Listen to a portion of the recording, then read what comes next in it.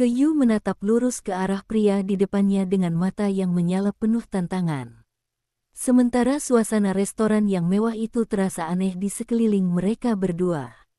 Lampu gantung kristal memantulkan cahaya hangat ke meja mereka, kontras dengan ekspresi keras. Kepala yang muncul di wajah Kyu. Pria itu bersandar sedikit di kursinya, menatapnya dengan senyum tipis yang sulit ditebak, seolah seluruh situasi ini hanyalah permainan kecil yang menghiburnya. Kyu menggenggam ujung meja dengan kesal, lalu berkata dengan nada menantang bahwa jika dia ingin bermain seperti ini, dia tidak akan mundur sedikit pun. Dia tidak takut pada restoran mahal, tidak takut pada pelayan yang memandang mereka dengan tatapan aneh, dan tentu saja tidak takut pada pria yang mengaku hanya memiliki gaji 3.000 yuan per bulan tetapi tetap bersikap seolah dunia ada di tangannya. Pria itu mengangkat alisnya perlahan, memperhatikan setiap perubahan ekspresi Kyu. Dalam hatinya sebenarnya muncul rasa kagum yang tak bisa dia akui. Wanita ini benar-benar berbeda dari yang dia bayangkan. Dia tidak panik, tidak tunduk, bahkan ketika sengaja dipancing dengan situasi yang membuatnya tidak nyaman. Ketika pelayan datang membawa biola kecil yang dimainkan oleh seorang musisi restoran dan 2 lembar tisu yang diletakkan rapi di atas meja mereka, Kyu hampir tersedak melihat pesanan aneh itu benar-benar datang. Musik lembut mulai mengalun di dekat mereka, seolah adegan itu memang disiapkan khusus. Kyu menatap pria itu dengan kesal, lalu berbisik dengan gigi terkatup bahwa jika dia sengaja membuatnya malu, maka dia akan membalasnya suatu hari nanti. Pria itu justru tertawa pelan, suara tawanya rendah namun hangat, lalu berkata bahwa hidup tidak selalu harus serius, kadang sedikit kekacauan membuat hari menjadi lebih menarik.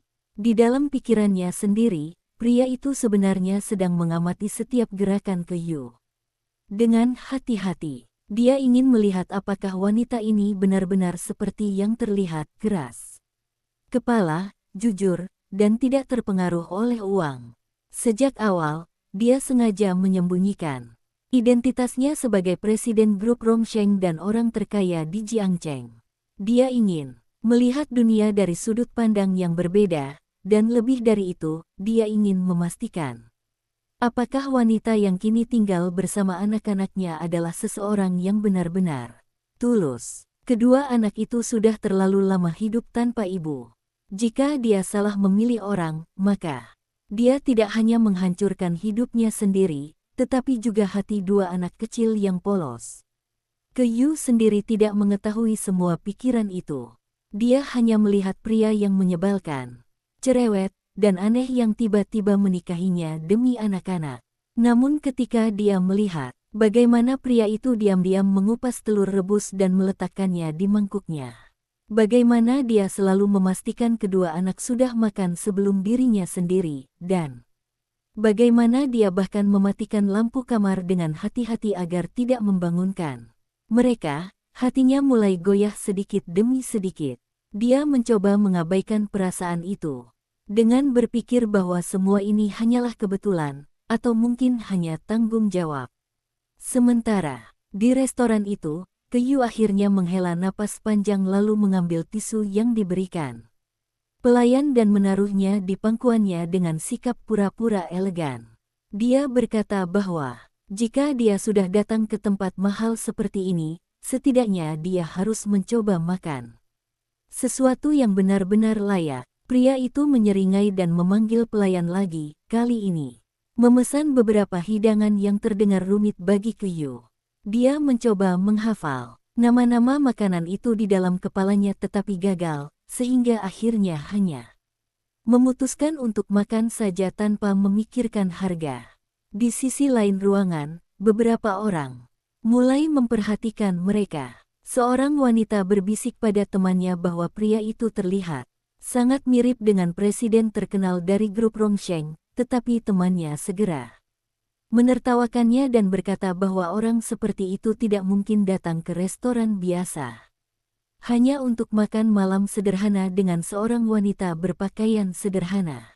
Sementara itu di rumah kecil mereka, kedua anak sedang duduk di ruang tamu dengan kaki bergoyang di sofa. Seng Suyan memegang sendok plastik sambil berpura-pura menjadi jenderal yang memimpin pasukan, sedangkan adiknya yang pendiam memegang boneka kecil. Dan sesekali menatap pintu dengan mata besar penuh harapan. Dia jarang berbicara, tetapi malam itu dia tiba-tiba berkata pelan bahwa dia berharap ibu mereka cepat pulang. Seng Suyan menoleh dengan terkejut, lalu tertawa dan berkata bahwa tentu saja ibu mereka akan kembali, karena sekarang mereka sudah menjadi keluarga sungguhan. Anak perempuan itu memeluk bonekanya lebih erat, dan untuk pertama kalinya sejak lama, senyum kecil muncul di wajahnya. Kembali di restoran, hidangan mulai datang satu persatu. Kyu mencoba menahan ekspresi terkejutnya ketika melihat piring-piring indah dengan porsi kecil tetapi tampak mahal. Dia bergumam bahwa makanan ini bahkan tidak cukup untuk membuatnya kenyang. Pria itu menyandarkan dagunya di tangannya dan memperhatikannya makan dengan penuh rasa ingin tahu. Setiap kali Kyu mencoba berpura-pura tenang, dia justru semakin terlihat lucu. Di dalam hatinya, pria itu berpikir bahwa mungkin, hanya mungkin, wanita ini benar-benar bisa menjadi bagian dari kehidupan mereka. Namun jauh di tempat lain, seseorang sedang menatap layar ponsel dengan wajah dingin. Zhou Jie baru saja menerima kabar bahwa Kyu tidak hanya menikah secara tiba-tiba, tetapi juga masih bekerja di Rian Hotel. Bibirnya melengkung penuh ejekan. Dia berkata pada dirinya sendiri bahwa wanita itu benar-benar tidak tahu tempatnya. Dia sudah hampir mendapatkan posisi manajer lobi, tetapi sekarang dia memilih untuk melawan. Zhou Jie tidak berniat membiarkan hal itu berlalu begitu saja. Dalam pikirannya sudah terbentuk rencana baru. Rencana yang akan membuat Kyu menyesal telah menentangnya. Malam semakin larut ketika Kyu dan pria itu akhirnya keluar dari restoran. Angin malam bertiup lembut di jalan kota.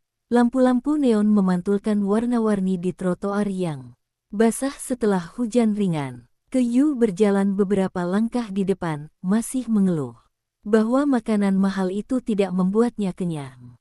Pria itu berjalan di belakangnya dengan tangan di saku, tersenyum tipis melihat bagaimana wanita itu terus mengomel tanpa menyadari bahwa dia sendiri sedang menikmati malam yang aneh itu. Dalam diam dia berpikir bahwa mungkin hidup sederhana seperti ini tidak seburuk yang dia bayangkan. Tanpa mereka sadari, sebuah mobil hitam berhenti di ujung jalan.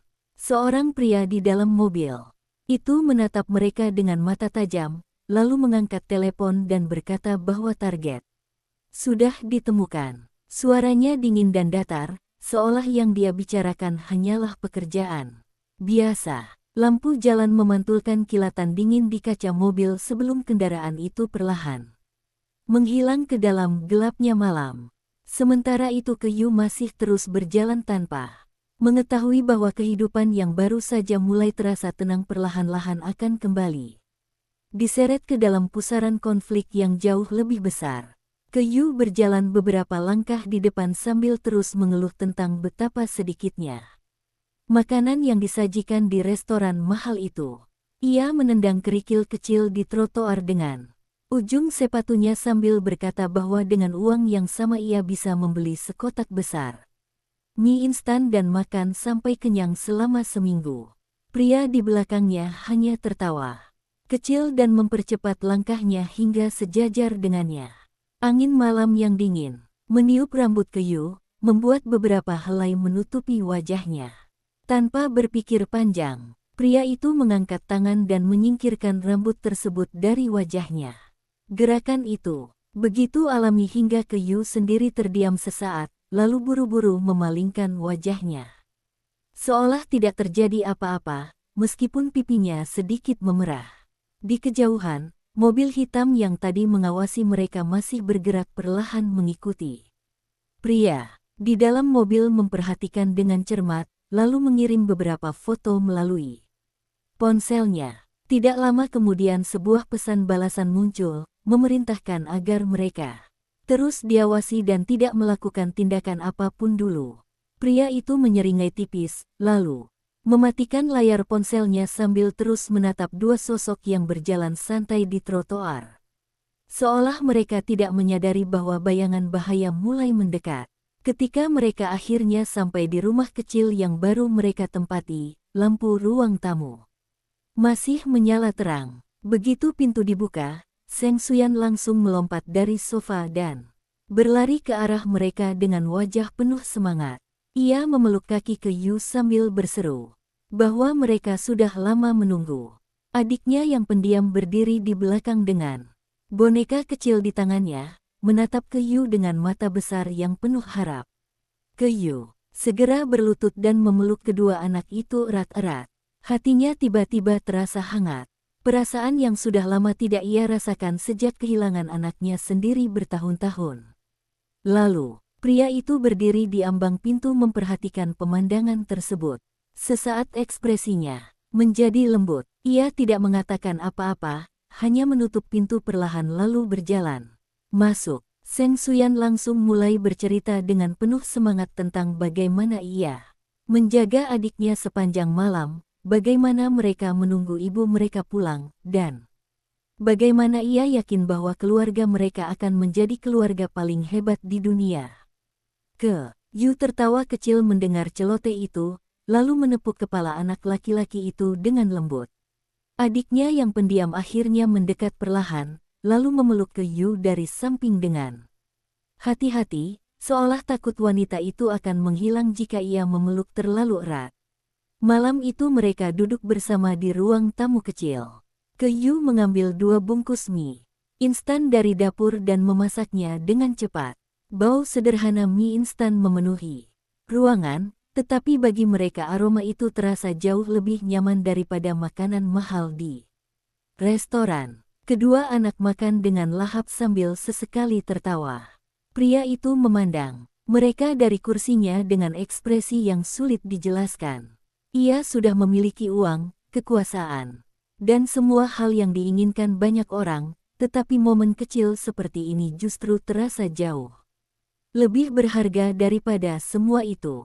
Setelah anak-anak tertidur, rumah kembali sunyi.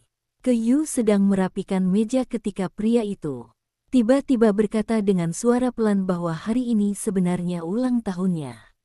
Yu terdiam sesaat, lalu menoleh dengan ekspresi terkejut. Ia tidak tahu harus berkata apa. Setelah beberapa detik, ia mengambil 1 bungkus mie instan lagi, memasaknya, lalu meletakkannya di depan pria itu. Ia berkata bahwa ini mungkin bukan makanan ulang tahun yang layak, tetapi setidaknya masih lebih baik daripada tidak merayakan sama sekali. Pria itu menatap mangkuk mie itu cukup lama sebelum akhirnya tersenyum. Namun di tempat lain, Zhou Jie sedang duduk di sebuah bar mewah dengan segelas anggur merah di tangannya. Di depannya berdiri seorang pria berjas yang tampak gugup. Ia baru saja melaporkan bahwa Yu menikah dengan seorang pria yang tidak dikenal dan sekarang tinggal bersama 2 anak. Zhou Jie mendengarkan laporan itu dengan wajah tanpa ekspresi. Setelah beberapa saat, ia tertawa pelan. Ia berkata bahwa wanita seperti Yu seharusnya tahu tempatnya. Jika dia tidak mau patuh, maka ia akan dipaksa patuh. Tangannya mengetuk meja perlahan sebelum akhirnya memberi perintah agar seseorang mencari tahu semua tentang pria yang menikahi Yu. Keesokan paginya, sinar matahari masuk melalui jendela rumah kecil itu. Yu sudah bangun lebih awal dan sedang menyiapkan sarapan sederhana. Kedua anak masih tidur di kamar mereka. Pria itu keluar dari kamarnya sambil meregangkan tubuh, lalu melihat Yu berdiri di dapur dengan celemek sederhana. Untuk sesaat ia hanya berdiri di sana tanpa berkata apa-apa, memperhatikan pemandangan itu seperti seseorang yang takut merusak momen tenang. Tiba-tiba ponselnya bergetar. Ia melihat layar sebentar, lalu wajahnya sedikit berubah. Itu adalah pesan dari asistennya di perusahaan. Ada masalah besar yang harus segera ia tangani. Ia menatap Yu lagi, lalu menyimpan ponselnya tanpa mengatakan apapun.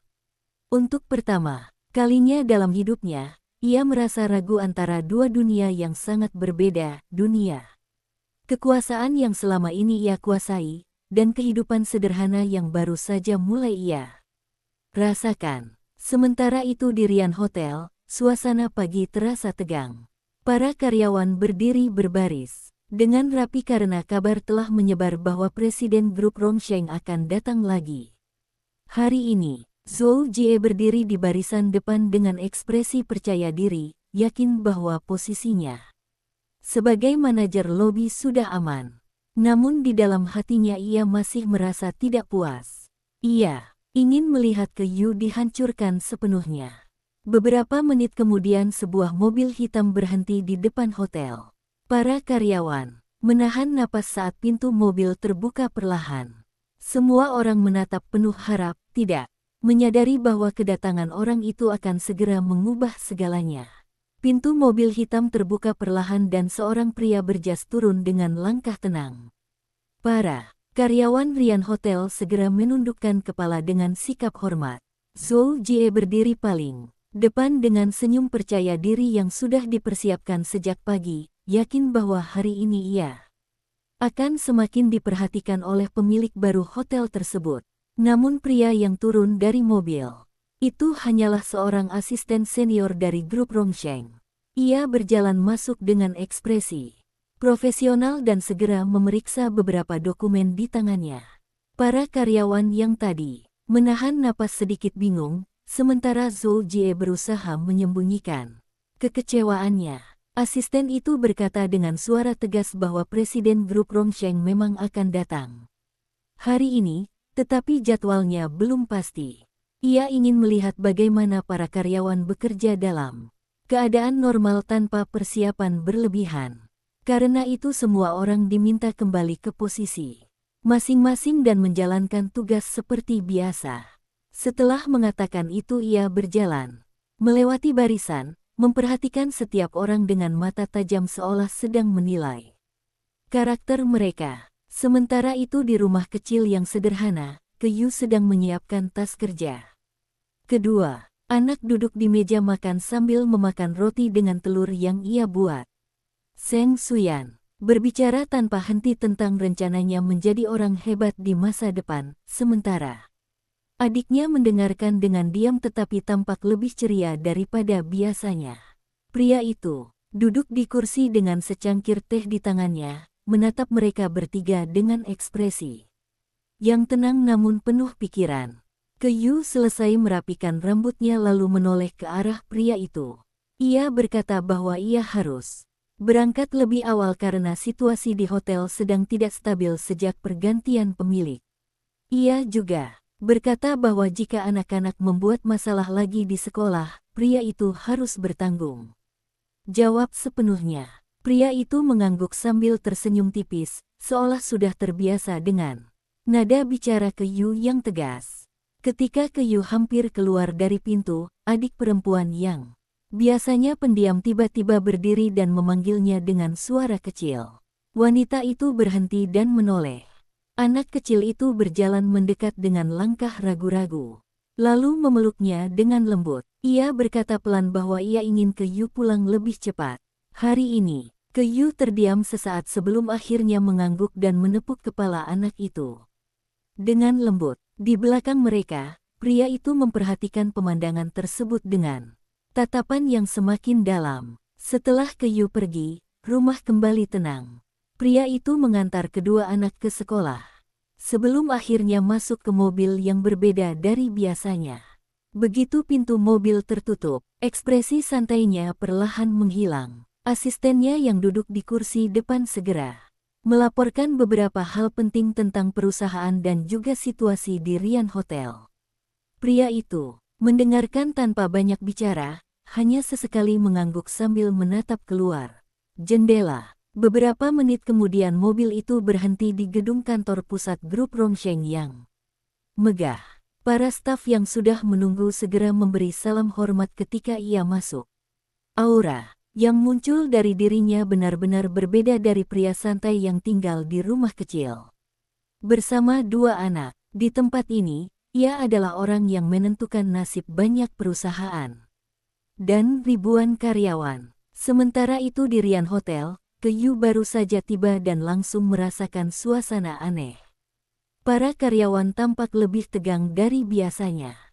Zhou Jie berdiri di dekat meja resepsionis, sambil berbicara dengan beberapa orang dengan nada sombong. Ketika melihat Kyu datang, senyum sinis langsung muncul di wajahnya. Ia berkata bahwa Kyu masih berani datang setelah kemarin membuat keributan besar. Kyu tidak menjawab, hanya berjalan ke tempat kerjanya dengan tenang. Namun Zhou Jie tidak berniat membiarkannya begitu saja. Ia berkata dengan suara keras agar semua orang mendengar bahwa beberapa orang memang tidak tahu diri. Mereka berpikir bisa melawan keputusan manajemen dan tetap bekerja seperti tidak terjadi apa-apa. Beberapa karyawan mulai berbisik satu sama lain, suasana perlahan memanas. Tiba-tiba pintu utama hotel terbuka. Semua orang secara refleks menoleh ke arah pintu itu. Seorang pria berjalan masuk dengan langkah tenang, diikuti beberapa orang berpakaian formal. Aura yang ia bawa membuat seluruh ruangan langsung hening. Bahkan Zhou Jie yang biasanya sombong pun tiba-tiba terdiam. Kyu yang sedang berdiri di dekat meja resepsionis ikut menoleh. Matanya membelalak ketika melihat wajah pria yang baru saja masuk. Itu adalah pria yang tadi pagi duduk di dapur rumahnya sambil meminum teh. Pria itu berhenti beberapa langkah dari mereka. Matanya menyapu seluruh ruangan sebelum akhirnya berhenti pada Kyu. Untuk sesaat ekspresinya tetap tenang seperti biasa, tetapi orang-orang di sekelilingnya langsung menundukkan kepala dengan hormat. General Manager Rian Hotel buru-buru mendekat dan berkata dengan suara gugup bahwa Presiden Grup Rongsheng akhirnya tiba untuk melakukan inspeksi. Seluruh ruangan seakan membeku ketika kalimat itu diucapkan. Zhou Jie menatap pria itu dengan wajah pucat, sementara Kyu hanya berdiri diam dengan pikiran yang tiba-tiba kosong. Ruangan lobi Rian Hotel mendadak terasa lebih sempit ketika semua mata tertuju pada pria yang berdiri di tengah pintu masuk itu. Para karyawan yang sebelumnya berbisik langsung menundukkan kepala dengan sikap hormat.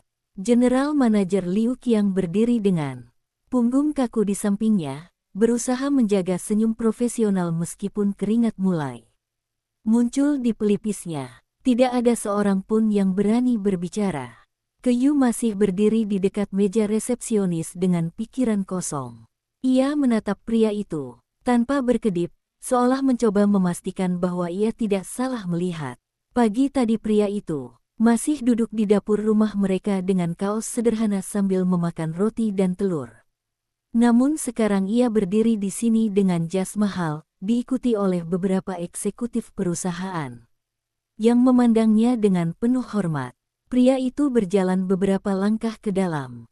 Setiap langkahnya terdengar jelas di lantai marmer yang mengkilap. Ketika ia akhirnya berhenti di tengah lobi, semua orang menunggu dengan tegang. Liu Qiang segera berkata dengan suara hati-hati bahwa seluruh staf Rian Hotel menyambut kedatangannya dan siap menerima arahan apapun. Pria itu tidak langsung menjawab. Tatapannya menyapu seluruh ruangan sekali lagi sebelum berhenti pada Zhou Jie yang berdiri dengan wajah pucat. Lalu perlahan ia memalingkan pandangan ke arah Kyu. Detik itu terasa sangat panjang. Kyu akhirnya sadar bahwa semua orang juga melihat ke arahnya. Wajahnya memerah karena campuran keterkejutan dan kemarahan. Ia baru saja menyadari bahwa pria yang selama ini mengaku hanya berpenghasilan 3.000 yuan ternyata adalah orang yang memiliki seluruh hotel ini. Beberapa karyawan mulai berbisik pelan. Mereka ingat jelas bagaimana Kyu sebelumnya berani menentang Zhou Jie dan bahkan menyebut pemilik baru sebagai orang yang tidak bermoral. Sekarang pemilik itu ternyata berdiri di depan mereka. Zhou Jie yang pertama memecah keheningan. Dengan senyum yang dipaksakan ia segera melangkah maju dan berkata bahwa ia adalah manajer lobi yang baru ditunjuk dan siap melaporkan kondisi operasional hotel. Ia berbicara dengan nada penuh keyakinan, seolah ingin menunjukkan bahwa ia adalah orang paling kompeten di ruangan itu. Pria itu menatapnya tanpa ekspresi. Beberapa detik berlalu sebelum ia akhirnya berbicara dengan suara tenang namun jelas. Terdengar di seluruh lobi. Ia bertanya siapa yang memutuskan posisi manajer lobi. Liu Qiang buru-buru menjawab bahwa keputusan sementara diambil oleh manajemen internal. Berdasarkan rekomendasi kinerja, pria itu mengangguk pelan, lalu berkata bahwa ia tidak ingat pernah menyetujui keputusan tersebut. Kalimat itu membuat wajah Zhou Jie langsung berubah. Ia mencoba tertawa kecil dan berkata bahwa mungkin terjadi kesalahpahaman administratif. Namun pria itu sudah berjalan beberapa langkah mendekat. Tatapannya dingin ketika ia melihat berkas di tangan Zhou Jie. Ia mengambilnya tanpa meminta izin, membukanya, lalu membaca beberapa halaman dengan cepat. Suasana di ruangan itu semakin tegang. Setelah beberapa detik, ia menutup berkas tersebut. Lalu ia berkata bahwa kemampuan seseorang tidak diukur dari seberapa keras ia berbicara atau seberapa banyak koneksi yang ia miliki, tetapi dari hasil kerjanya. Ia menoleh ke arah Keyu. Seluruh ruangan mengikuti arah pandangannya. Keyu berdiri kaku. Ia masih mencoba mencerna semua yang terjadi. Hatinya dipenuhi perasaan campur aduk antara marah, malu, dan sesuatu yang tidak bisa ia jelaskan. Pria itu berkata dengan nada datar bahwa rencana operasional hotel yang ia baca tadi pagi adalah salah satu proposal terbaik yang pernah ia lihat. Liu Qiang tampak terkejut. Ia segera berkata bahwa proposal itu memang sangat bagus, tetapi ia tidak menyangka presiden sudah melihatnya. Pria itu menjawab bahwa proposal itu dikirim ke kantor pusat semalam. Ia lalu bertanya siapa penulisnya. Ruangan kembali sunyi. Beberapa orang perlahan menoleh ke arah Keyu. Zhou Jie segera berkata bahwa dokumen itu hanya konsep kasar yang tidak penting dan tidak layak dijadikan dasar keputusan. Namun sebelum ia sempat menyelesaikan kalimatnya, pria itu sudah meletakkan berkas itu di meja resepsionis. Lalu dengan suara yang tenang ia berkata bahwa penulis proposal tersebut akan menjadi manajer lobi Rian Hotel mulai hari ini. Semua orang terdiam. Liu Qiang segera bertanya dengan hati-hati siapa orang yang dimaksud. Pria itu menatap langsung ke arah Keyu. Ia menyebut namanya dengan jelas. Detik itu seluruh lobi seperti membeku. Zhou Jie berdiri dengan wajah pucat sementara para karyawan lain saling memandang dengan ekspresi tidak percaya. Keyu sendiri masih berdiri di tempatnya tanpa bergerak. Ia tidak tahu apakah harus merasa lega, marah, atau semakin bingung. Pria itu berjalan mendekat sampai hanya beberapa langkah darinya. Dengan suara yang hanya cukup pelan tetapi tetap terdengar jelas, ia berkata bahwa mulai sekarang ia tidak perlu lagi bekerja sebagai resepsionis. Namun sebelum Keyu sempat bereaksi, Zhou Jie tiba-tiba berkata dengan suara tinggi bahwa keputusan itu tidak adil. Ia berkata bahwa seseorang seperti Keyu tidak pantas mendapatkan posisi itu dan bahwa seluruh staf tahu siapa yang sebenarnya bekerja keras. Suasana yang tadinya tegang kini berubah menjadi panas. Semua orang menunggu reaksi Presiden Grup Rongsheng. Pria itu perlahan menoleh ke arah Zhou Jie. Tatapannya dingin. Ia berkata dengan tenang bahwa jika seseorang ingin berbicara tentang keadilan, maka ia harus siap menghadapi penyelidikan penuh atas semua keputusan manajemen sebelumnya. Kalimat itu membuat wajah Zhou Jie benar-benar kehilangan warna. Karena semua orang tahu bahwa jika presiden benar-benar memeriksa semuanya, banyak rahasia kotor bisa terbongkar. Zhou Jie merasakan telapak tangannya mulai berkeringat ketika tatapan dingin pria itu tertuju padanya. Seluruh lobi hotel menjadi sunyi, bahkan suara langkah pelayan di kejauhan seakan berhenti. Semua orang tahu bahwa satu kalimat dari Presiden Grup Rongsheng dapat menentukan masa depan seseorang. Zhou Jie mencoba mempertahankan ekspresi tenang, tetapi matanya mulai bergerak gelisah. Ia tertawa kecil dengan nada yang dipaksakan lalu berkata bahwa tentu saja ia tidak takut pada penyelidikan apapun karena semua yang ia lakukan demi kemajuan hotel. Pria itu tidak menanggapi dengan emosi. Ia hanya menatapnya beberapa detik, seolah sedang menilai sesuatu yang tidak terlihat oleh orang lain. Lalu ia memberi isyarat kecil kepada asistennya.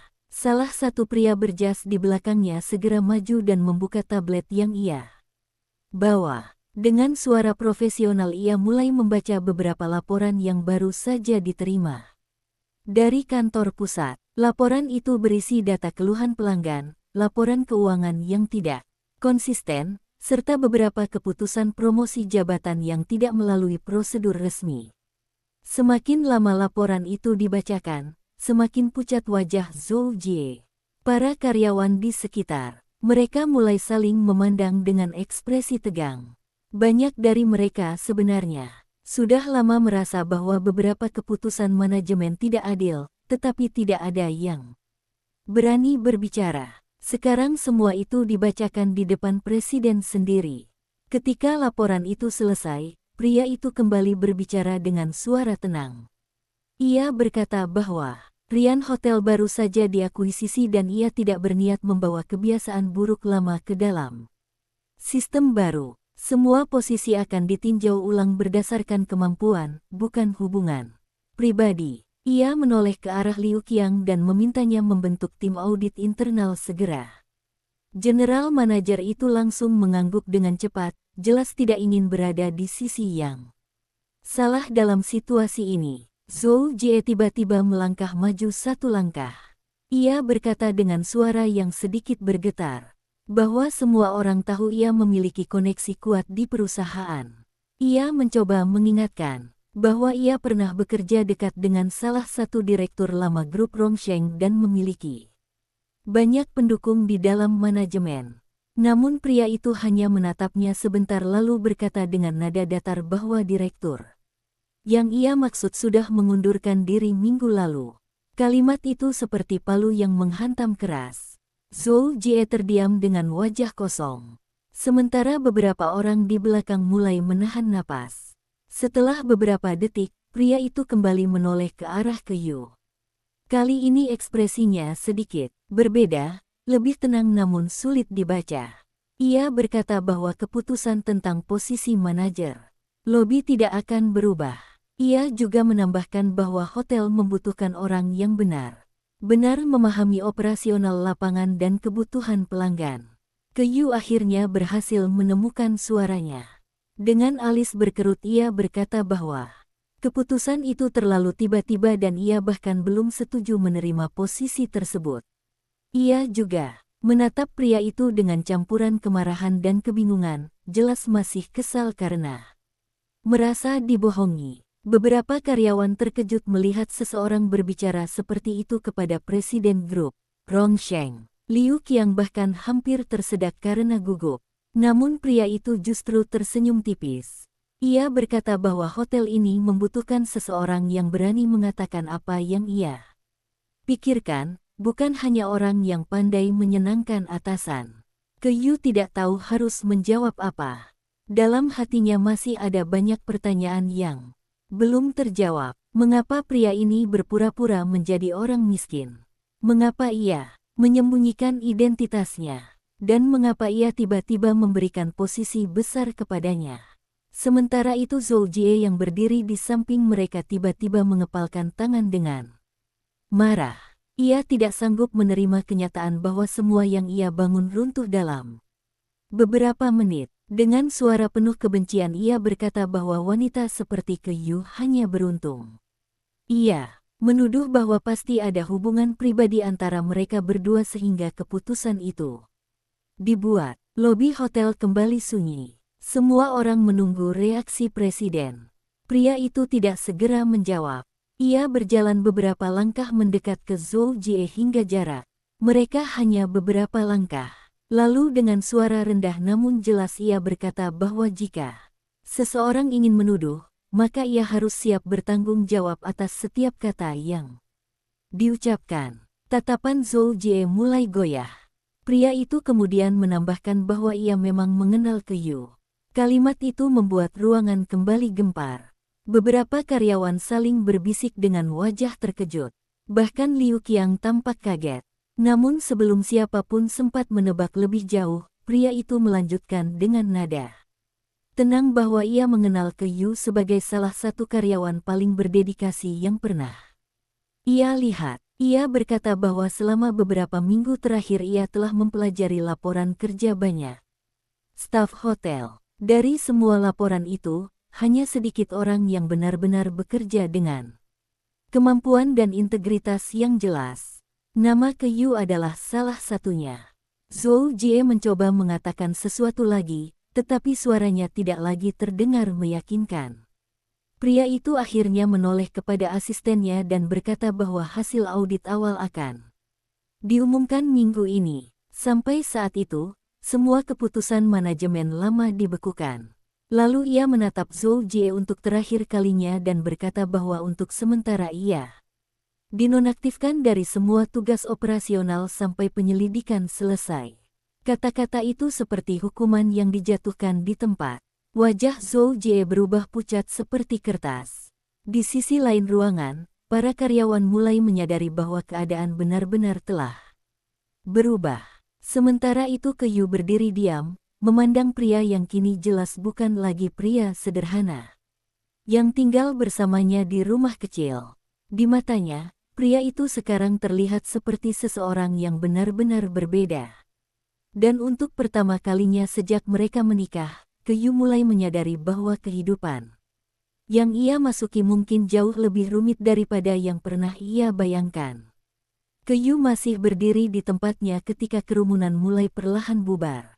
Para karyawan yang tadi menonton dengan tegang kini kembali ke posisi masing-masing, tetapi bisikan kecil masih terdengar di berbagai sudut lobi. Tidak ada yang menyangka pagi itu akan berubah menjadi kejadian sebesar ini. Nama Ke Yu yang sebelumnya hanya dikenal sebagai resepsionis biasa tiba-tiba menjadi pusat perhatian seluruh hotel. Pria itu berdiri beberapa langkah darinya, tetap dengan sikap tenang seolah semua yang baru saja terjadi hanyalah urusan pekerjaan biasa. Namun Ke Yu tidak bisa bersikap setenang itu. Dadanya terasa penuh dengan emosi yang sulit dijelaskan. Ia melangkah mendekat, menatap pria itu dengan alis berkerut. Ia bertanya dengan suara rendah namun tajam, sejak kapan ia menjadi presiden grup Rongsheng. Beberapa orang yang masih berada di dekat mereka langsung menahan napas. Tidak ada yang pernah berbicara kepada presiden mereka dengan nada seperti itu. Namun pria itu tidak terlihat tersinggung. Ia justru menjawab dengan tenang bahwa ia sudah menjadi presiden sejak lama. Ke Yu mengerutkan kening lebih dalam. Ia berkata bahwa itu bukan jawaban yang ia maksud. Yang ingin ia tahu adalah sejak kapan pria itu berbohong kepadanya. Untuk pertama kalinya sejak masuk ke hotel, pria itu terdiam beberapa detik. Tatapan para eksekutif yang berdiri di belakangnya langsung berubah canggung. Mereka tidak pernah melihat seseorang berani menantang presiden mereka secara langsung seperti ini. Akhirnya pria itu menghela napas pelan. Ia berkata bahwa ia tidak pernah benar-benar berniat berbohong. Ia hanya tidak mengatakan semuanya. Ke Yu mendengus pelan. Ia berkata bahwa bagi orang biasa seperti dirinya, menyembunyikan fakta sebesar itu sama saja dengan berbohong. Suasana di sekitar mereka kembali menjadi sunyi. Liu Qiang yang berdiri tidak jauh dari situ bahkan tidak tahu apakah ia harus pergi atau tetap tinggal. Pria itu akhirnya berkata dengan nada lebih pelan bahwa saat mereka pertama kali bertemu, ia tidak tahu apakah Ke Yu bisa menerima kehidupan yang sebenarnya ia jalani. Ia ingin melihat dunia tanpa semua identitas dan kekuasaan yang selalu menempel padanya. Ia juga ingin memastikan bahwa orang yang tinggal bersama anak-anaknya adalah seseorang yang tulus. Kalimat itu membuat Ke Yu terdiam. Ia tiba-tiba teringat semua kejadian beberapa hari terakhir. Cara pria itu makan mie instan tanpa mengeluh. Cara ia bermain dengan anak-anak seolah tidak memiliki beban apapun. Cara ia mengangkat barang-barang berat ketika mereka pindah rumah tanpa mengatakan satu kata pun. Semua itu terasa begitu nyata. Namun sekarang semuanya terlihat berbeda. Kyu menatapnya dengan ekspresi yang sulit dibaca. Ia berkata bahwa jika ia ingin menguji seseorang, seharusnya ia memberitahu lebih dulu bahwa ini adalah ujian. Pria itu tidak menjawab. Sementara itu di sudut lobi, Zhou Jie yang tadi dinonaktifkan masih berdiri dengan wajah pucat. Ia tidak langsung pergi. Matanya menatap ke Yu dan pria itu dengan kebencian yang semakin dalam. Dalam pikirannya, semua yang terjadi hari ini adalah penghinaan yang tidak bisa ia terima. Ia telah kehilangan posisi, reputasi, dan mungkin masa depannya hanya dalam satu pagi.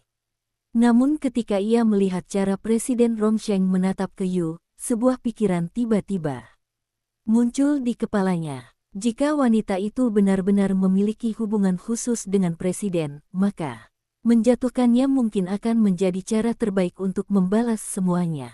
Zhou Jie perlahan mengepalkan tangannya sebelum akhirnya berbalik dan berjalan keluar dari hotel tanpa mengatakan apa-apa. Di dalam lobi, Kyu masih berdiri berhadapan dengan pria itu.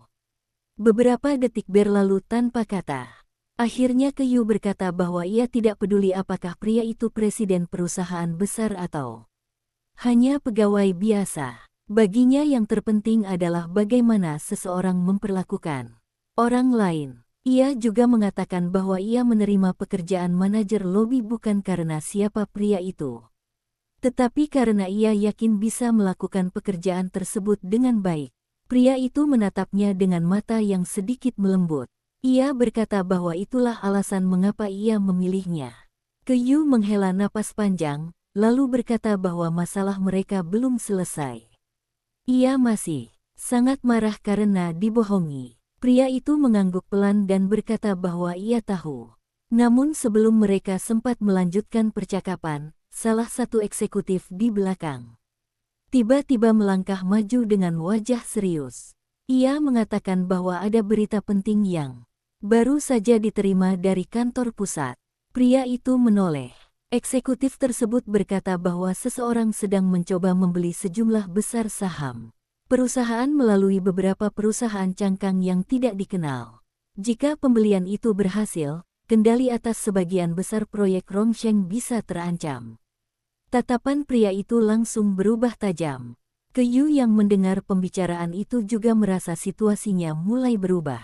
Ia baru saja mengetahui bahwa pria yang tinggal bersamanya ternyata adalah orang terkaya di Jiangcheng. Dan sekarang tampaknya ada seseorang yang sedang mencoba menjatuhkan kerajaannya dari belakang. Pria itu tetap berdiri tenang di tengah lobi meskipun berita yang baru saja disampaikan jelas bukan masalah kecil. Para eksekutif di belakangnya saling bertukar pandangan dengan wajah tegang, sementara Liu Qiang dan para karyawan Rian Hotel hanya bisa berdiri kaku tanpa benar-benar memahami skala situasi yang sedang dibicarakan.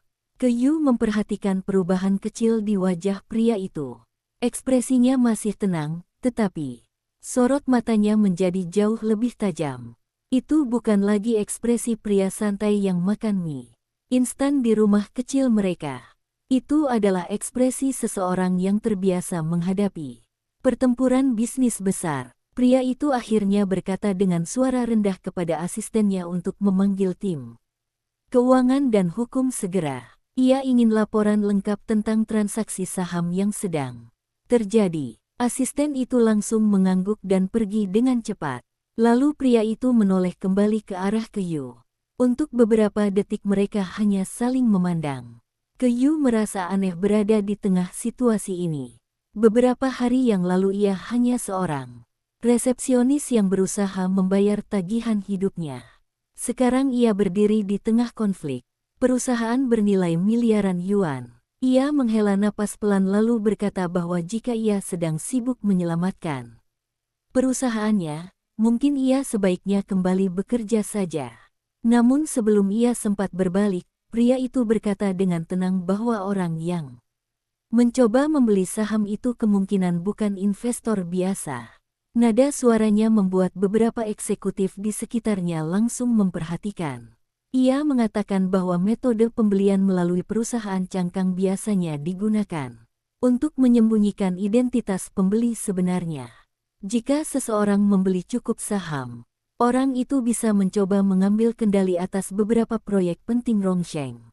Salah satu eksekutif berkata dengan wajah serius bahwa metode ini sering digunakan dalam perebutan kekuasaan perusahaan. Yu mendengarkan tanpa sadar.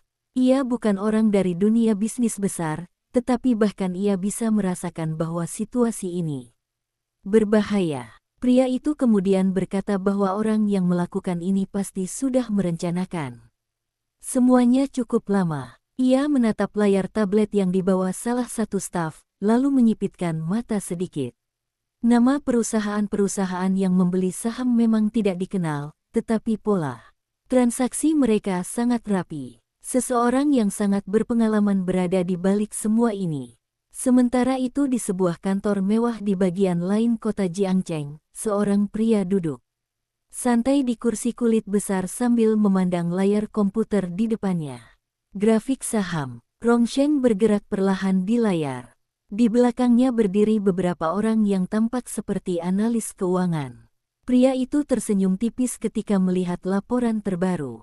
Ia berkata bahwa Presiden Rongsheng pasti sudah mengetahui apa yang terjadi sekarang.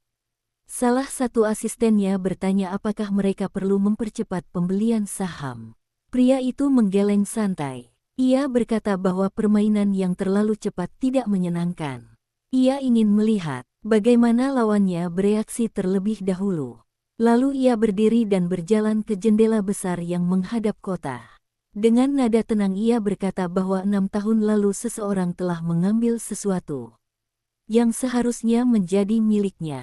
Sekarang saatnya mengambil kembali semuanya. Di Rian Hotel, pria itu akhirnya menyerahkan beberapa instruksi terakhir kepada para eksekutifnya sebelum mereka pergi untuk menangani masalah saham tersebut. Lobi hotel perlahan kembali normal. Namun Yu masih berdiri di sana. Ia menatap pria itu dengan ekspresi yang lebih tenang sekarang, meskipun pikirannya masih dipenuhi banyak pertanyaan. Ia berkata bahwa sepertinya kehidupan pria itu jauh lebih rumit daripada yang ia bayangkan. Pria itu tertawa kecil. Ia berkata bahwa itu mungkin benar.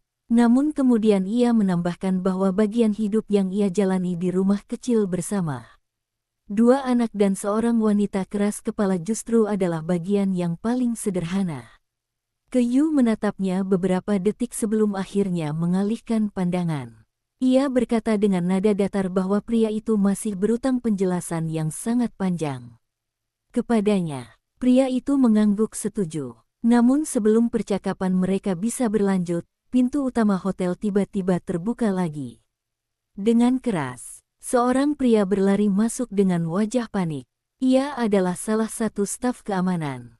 Dengan napas terengah ia berkata bahwa ada 2 anak kecil yang datang ke hotel dan bersikeras ingin bertemu Presiden Rongsheng.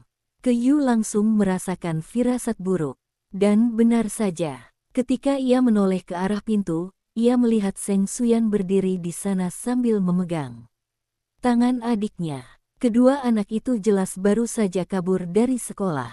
Seluruh lobi hotel kembali membeku ketika Seng Suyan dengan suara keras memanggil Dedi. Suara kecil itu bergema jelas di seluruh lobi hotel yang luas. Semua orang yang berada di ruangan itu langsung membeku. Para karyawan, eksekutif, bahkan Liu Qiang yang sudah berpengalaman puluhan tahun di dunia perhotelan, semuanya menoleh ke arah pintu dengan ekspresi tidak percaya. Seng Suyan berdiri di sana dengan wajah polos, masih memegang tangan adiknya yang sedikit bersembunyi di belakangnya. Kedua anak itu tampak sangat kontras dengan suasana formal di sekitar mereka. Seragam sekolah mereka sedikit berantakan, rambut mereka tertiup angin, dan napas mereka masih terengah-engah seolah baru saja berlari jauh. Yu merasakan jantungnya hampir berhenti sejenak. Ia langsung berjalan cepat ke arah mereka dengan wajah yang berubah antara panik dan marah. Ia berjongkok di depan kedua anak itu lalu bertanya dengan suara setengah berbisik. Mengapa mereka tidak berada di sekolah?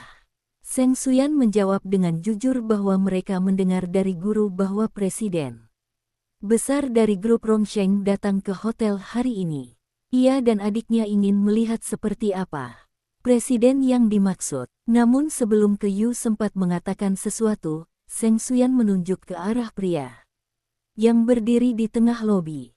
Dengan suara penuh kebanggaan ia berkata bahwa ternyata Presiden itu adalah ayah mereka. Kalimat itu membuat seluruh ruangan kembali hening. Beberapa karyawan bahkan tanpa sadar saling memandang dengan mata membesar.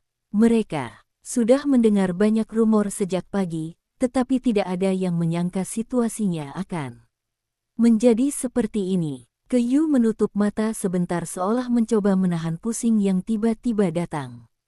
Di belakang mereka, pria itu akhirnya berjalan mendekat dengan langkah tenang. Ekspresinya tidak terlihat marah, tetapi jelas ada sedikit kelelahan di matanya. Ketika ia berdiri di depan kedua anak itu, Seng Suyan langsung tersenyum lebar. Ia berkata bahwa ia sudah tahu ayahnya pasti orang hebat. Adiknya yang pendiam tidak berkata apa-apa, tetapi ia memeluk kaki pria itu dengan hati-hati. Pria itu menatap mereka beberapa detik sebelum akhirnya menghela napas kecil. Ia menunduk dan mengangkat kedua anak itu satu persatu ke dalam pelukannya. Para karyawan yang menyaksikan adegan itu hampir tidak percaya dengan mata mereka sendiri. Presiden Rongsheng yang biasanya dikenal dingin dan sulit didekati sekarang berdiri di tengah lobi hotel sambil menggendong dua anak kecil seperti ayah biasa. Sementara itu Yu berdiri di samping dengan wajah yang masih campur aduk antara marah, malu, dan tidak tahu harus berbuat apa. Ia berkata dengan suara rendah bahwa mereka berdua benar-benar keterlaluan karena kabur dari sekolah. Seng Suyan langsung menjawab bahwa mereka hanya ingin melihat ayah bekerja. Pria itu tertawa kecil ketika mendengar itu.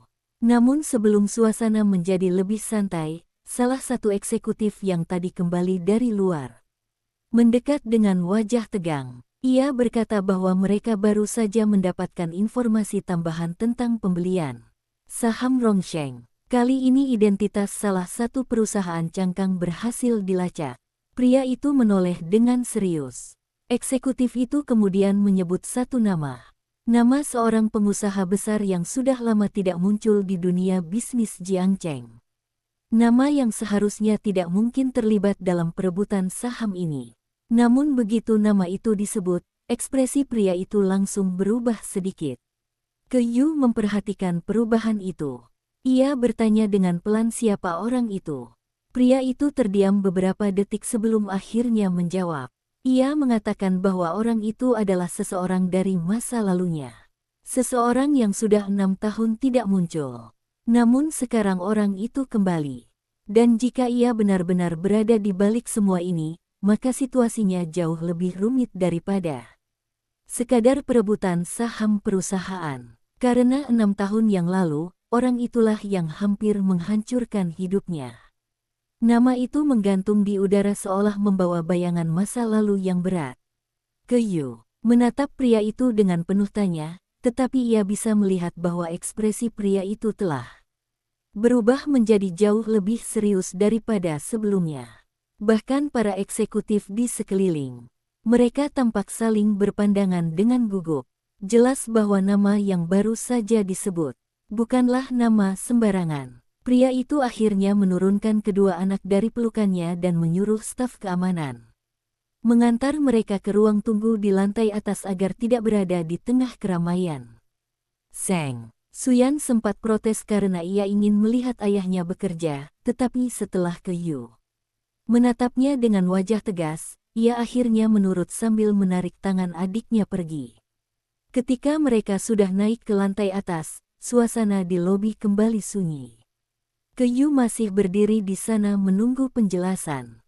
Pria itu menatap pintu yang baru saja dilewati anak-anak itu beberapa detik sebelum akhirnya mengalihkan pandangan kembali ke para eksekutifnya. Ia memerintahkan agar semua laporan transaksi saham dikirim ke kantornya dalam 1 jam. Ia juga meminta tim hukum menyiapkan strategi jika seseorang benar-benar mencoba melakukan pengambilalihan paksa. Para eksekutif segera pergi untuk menjalankan perintahnya. Tidak lama kemudian lobi hanya menyisakan mereka berdua. Kyu menyilangkan tangan di depan dada lalu menatapnya dengan sabar namun tegas. Ia berkata bahwa sekarang tidak ada lagi orang lain di sini, jadi ia ingin mendengar cerita. Sebenarnya, pria itu terdiam cukup lama. Akhirnya ia berjalan ke arah jendela besar di sisi lobi yang menghadap jalan kota. Ia berdiri di sana beberapa saat sebelum mulai berbicara dengan suara pelan.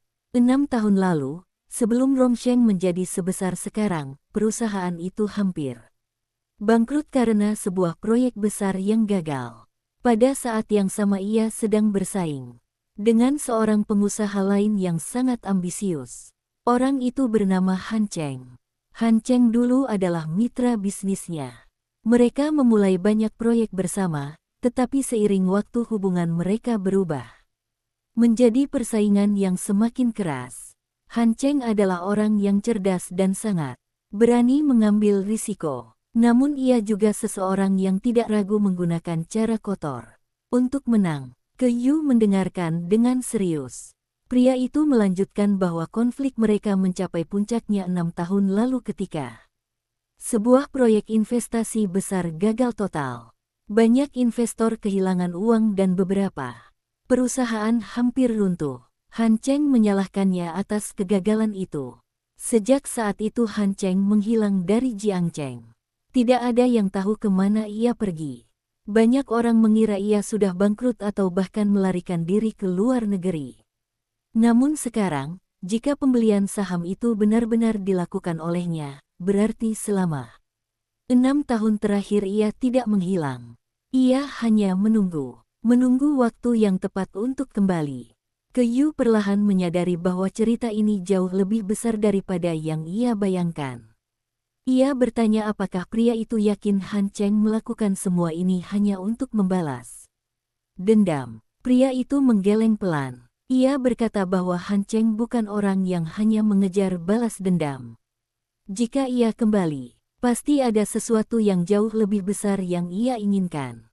Mungkin kendali atas Rongsheng, mungkin sesuatu yang lain. Kyu terdiam beberapa saat sebelum akhirnya berkata bahwa dunia pria itu benar-benar rumit. Pria itu menoleh dan tersenyum kecil. Ia berkata bahwa itu sebabnya ia menikmati kehidupan sederhana beberapa hari terakhir. Namun tiba-tiba langkah kaki cepat terdengar dari arah pintu masuk.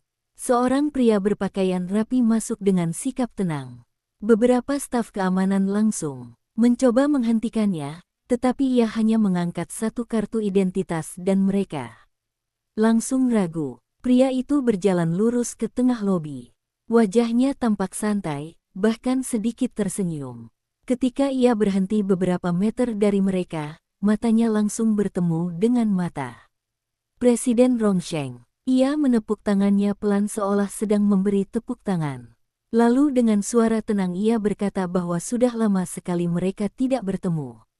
Nama yang disebut beberapa menit lalu kini berdiri tepat di depan mereka.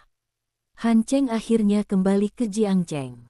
Han Cheng berdiri di tengah lobi dengan sikap santai seolah tempat itu adalah miliknya sendiri. Jas hitam yang ia kenakan rapi tanpa satu lipatan pun, rambutnya disisir ke belakang dengan sempurna, dan senyum tipis yang muncul di wajahnya terlihat seperti seseorang yang datang bukan untuk berbisnis, melainkan untuk menikmati pertunjukan yang telah lama ia nantikan. Tatapannya perlahan menyapu ruangan sebelum akhirnya berhenti pada pria yang berdiri beberapa langkah di depannya. Beberapa staf keamanan saling menatap ragu, tidak yakin apakah mereka harus menghentikannya atau tidak. Namun aura yang dibawa Han Cheng membuat mereka tanpa sadar menahan diri. Pria itu tidak bergerak, ia hanya menatap Han Cheng dengan mata yang semakin tajam. Beberapa detik berlalu dalam keheningan yang terasa berat. Lalu Han Cheng tertawa kecil. Ia berkata bahwa Jiangcheng benar-benar tidak berubah. Bahkan lobi hotel ini masih terlihat sama seperti 6 tahun lalu. Namun satu hal yang berubah adalah bahwa orang yang dulu hampir kehilangan segalanya sekarang berdiri di puncak kota. Pria itu akhirnya berbicara dengan suara datar. Ia bertanya mengapa Han Cheng tiba-tiba muncul di sini setelah menghilang selama 6 tahun. Han Cheng mengangkat bahu santai. Ia berkata bahwa ia hanya kembali untuk melihat teman lama. Kata teman itu diucapkannya dengan nada yang sedikit mengejek. Yu berdiri di samping tanpa berbicara, tetapi ia bisa merasakan ketegangan di udara. Bahkan orang seperti dirinya yang tidak memahami dunia bisnis pun bisa merasakan bahwa hubungan antara dua pria ini bukan sekadar persaingan biasa. Han Cheng akhirnya melirik ke arah Yu. Tatapannya berhenti beberapa detik di wajah wanita itu sebelum ia tersenyum. Ia berkata bahwa Presiden Rongsheng ternyata tidak hanya sukses dalam bisnis, tetapi juga memiliki selera yang bagus dalam memilih pasangan. Yu mengerutkan kening. Ia tidak menyukai cara pria itu memandangnya. Pria di sampingnya langsung melangkah setengah langkah ke depan, seolah secara naluriah ingin memblokir pandangan Han Cheng. Han Cheng tertawa pelan melihat reaksi itu. Ia berkata bahwa dulu sahabatnya ini tidak pernah terlihat begitu protektif terhadap siapapun. Namun kemudian senyum di wajahnya perlahan memudar. Nada suaranya berubah sedikit lebih dingin ketika ia mengatakan bahwa ia datang hari ini bukan hanya untuk bernostalgia. Ia mengeluarkan sebuah dokumen tipis dari dalam map yang ia bawa. Lalu ia meletakkannya di meja resepsionis. Han Cheng berkata dengan santai bahwa beberapa perusahaan investasi baru saja membeli cukup saham untuk menjadi salah satu pemegang saham besar Rongsheng. Dan semua perusahaan itu berada di bawah kendalinya. Beberapa staf yang masih berada di lobi langsung saling memandang dengan gugup. Pria itu menatap dokumen tersebut tanpa menyentuhnya. Han Cheng melanjutkan dengan nada yang masih santai bahwa ini baru permulaan. Ia berkata bahwa permainan sebenarnya bahkan belum dimulai. Yu melihat tangan pria di sampingnya mengepal sedikit, tetapi ekspresinya tetap tenang. Ia berkata bahwa jika Han Cheng ingin memulai perang bisnis, maka ia datang ke tempat yang tepat. Han Cheng tersenyum lagi. Ia berkata bahwa perang yang sebenarnya sudah dimulai sejak 6 tahun lalu. Lalu ia melangkah sedikit lebih dekat. Dengan suara rendah yang hanya cukup didengar oleh mereka berdua, ia mengatakan bahwa ia tidak pernah melupakan apa yang terjadi malam itu 6 tahun lalu. Pria itu menatapnya tanpa berkedip. Han Cheng kemudian melirik sekilas ke arah lantai atas tempat kedua anak tadi dibawa oleh staf. Tatapan itu hanya berlangsung 1 detik, tetapi cukup untuk membuat ekspresi pria itu berubah sedikit. Han Cheng tampaknya memperhatikan reaksi itu. Ia tertawa pelan. Lalu ia berkata bahwa ia mendengar rumor menarik ketika kembali ke Jiangcheng. Rumor bahwa Presiden Rongsheng memiliki 2 anak yang sangat istimewa. Ia berhenti sejenak sebelum menambahkan bahwa dunia ini memang kecil. Kadang-kadang masa lalu yang seseorang pikir sudah terkubur ternyata masih berjalan di sekitar mereka tanpa disadari. Suasana di lobi tiba-tiba terasa jauh lebih dingin. Karena dari cara Han Cheng berbicara, jelas bahwa ia mengetahui sesuatu yang belum diketahui oleh Yu. Keheningan yang menekan memenuhi lobi setelah kata-kata itu keluar dari mulut Han Cheng. Bahkan udara seolah terasa lebih berat. Yu berdiri di tempatnya, matanya berpindah dari Han Cheng ke pria di sampingnya. Ia mungkin tidak memahami sepenuhnya permainan bisnis antara mereka, tetapi ia bisa merasakan satu hal dengan jelas, Han Cheng tidak hanya datang untuk urusan saham. Tatapan Han Cheng kembali naik ke arah tangga yang menuju lantai atas, tempat kedua anak tadi dibawa oleh staf. Senyumnya muncul lagi, tipis namun tajam. Pria di samping Yu akhirnya bergerak 1 langkah ke depan, berdiri tepat di antara Han Cheng dan arah tangga. Gerakan itu halus, tetapi sangat jelas maksudnya. Han Cheng memperhatikan itu dengan penuh minat. Ia tertawa pelan, lalu berkata bahwa sahabat lamanya ini memang selalu sama. Bahkan, setelah 6 tahun, ia masih bisa membaca reaksinya dengan mudah. Pria itu menjawab dengan suara rendah bahwa jika Han Cheng datang hanya untuk bermain, Permainan psikologis murahan, maka ia datang ke tempat yang salah. Han Cheng mengangkat kedua tangan seolah menyerah. Ia berkata bahwa ia tidak berniat menakut-nakuti siapapun. Namun kemudian ia menatap langsung ke mata pria itu dan berkata bahwa beberapa hal di dunia ini memang sulit dilupakan. Terutama rahasia yang seharusnya tidak pernah terungkap. Kyu mulai merasa tidak nyaman dengan arah percakapan ini. Ia menatap pria di sampingnya, berharap mendapatkan penjelasan, tetapi wajah pria itu tetap tenang meskipun matanya semakin dingin. Han Cheng berjalan perlahan di sekitar mereka seperti seseorang yang sedang menikmati panggung. Ia berkata bahwa 6 tahun lalu banyak hal terjadi di Jiangcheng. Perusahaan runtuh, proyek gagal, dan beberapa orang kehilangan segalanya. Namun yang paling menarik adalah bagaimana beberapa rahasia berhasil dikubur dengan sangat rapi. Ia berhenti berjalan dan menoleh kembali. Tatapannya kembali jatuh pada Kyu. Ia berkata dengan nada santai bahwa wanita ini terlihat familiar baginya. Kyu langsung mengerutkan kening. Ia yakin ia tidak pernah bertemu pria ini sebelumnya. Namun Han Cheng hanya tersenyum. Ia berkata bahwa mungkin itu hanya perasaan lama. Atau mungkin ia pernah melihat wajah itu dalam sebuah laporan lama. Kalimat itu membuat pria di samping Kyu akhirnya berbicara lagi, kali ini dengan nada yang lebih keras. Ia berkata bahwa jika Han Cheng ingin mengatakan sesuatu, maka katakan langsung. Han Cheng menatapnya beberapa detik sebelum akhirnya tertawa lagi. Ia berkata bahwa tidak ada yang perlu dikatakan hari ini. Permainan baru saja dimulai. Ia hanya datang untuk menyapa. Namun sebelum ia berbalik pergi, ia menatap sekali lagi ke arah tangga menuju lantai atas. Lalu ia berkata dengan suara ringan bahwa anak-anak memang selalu menjadi titik lemah seseorang, terutama ketika mereka tidak tahu seluruh cerita tentang masa lalu orang tua mereka. Setelah itu ia berjalan menuju pintu keluar. Para staf keamanan yang tadi ragu kini secara refleks membuka jalan baginya. Pintu hotel terbuka dan Han Cheng melangkah keluar ke jalan kota yang ramai. Mobil hitam mewah sudah menunggunya di depan. Ketika pintu mobil tertutup dan kendaraan itu pergi, suasana di lobi masih terasa tegang. Kyu akhirnya memecah keheningan. Ia menoleh ke arah pria di sampingnya dengan wajah serius. Ia berkata bahwa ia tidak mengerti permainan bisnis mereka. Tetapi satu hal yang jelas, pria itu baru saja mengancam anak-anak mereka. Pria itu menatap pintu yang baru saja dilewati Han Cheng cukup lama. Tangannya perlahan mengepal. Untuk pertama kalinya sejak semua ini dimulai, kemarahan yang sangat jelas terlihat di matanya. Ia berkata dengan suara pelan namun tegas bahwa Han Cheng tidak akan menyentuh siapa pun dari keluarganya. Tidak sekarang, tidak pernah. Namun di dalam mobil yang melaju menjauh dari Rian Hotel, Han Cheng duduk santai sambil menatap layar tablet di tangannya. Di layar itu terlihat beberapa foto. Foto dua anak kecil yang baru saja kabur dari sekolah.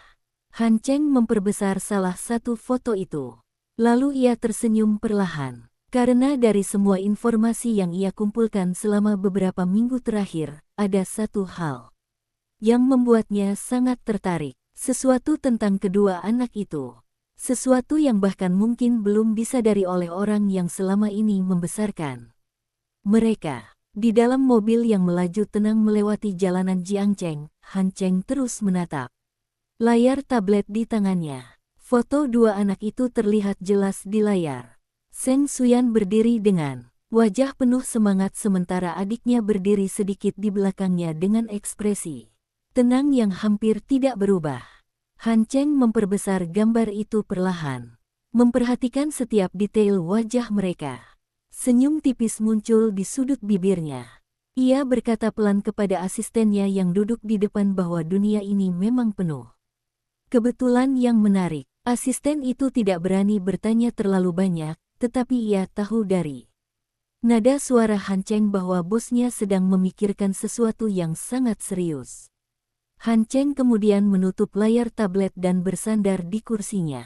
Ia menatap keluar jendela mobil, memandangi gedung-gedung tinggi Jiangcheng yang berdiri di bawah langit siang yang cerah. 6 tahun lalu ia meninggalkan kota ini dengan keadaan yang jauh berbeda.